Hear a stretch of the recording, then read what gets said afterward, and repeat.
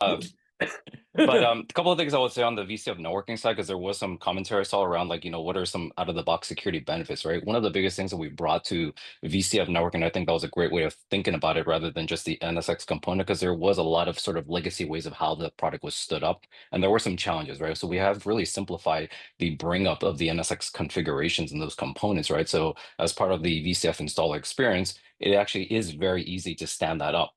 Now, we do understand that not everybody's ready for it, and oftentimes we talk to customers, they do understand the values of things like VPCs.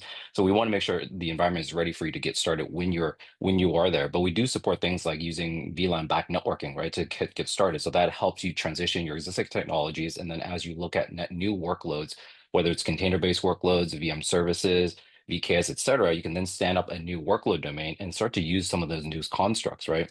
And VPCs out of the box gives you a level of isolation, which is really powerful. And like I said, the bringing up of that infrastructure is very simple, right? We don't require you to send up things like NSX edges unless you need that, but you're able to control what traffic can go in and out. So out of the box, you already have some level of security isolation.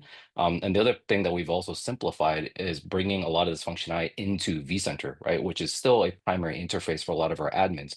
So now I can easily create VPCs and different types of segments, whether I want them to be private, public, or if I want them to have connectivity across different transit gateways, I can have that functionality. So we brought that in and simplified the consumption of these VPCs, where historically you would have to go to your networking team or learn a completely different interface like NSX Manager, right? So that's part of that VCF integration that we've been talking about.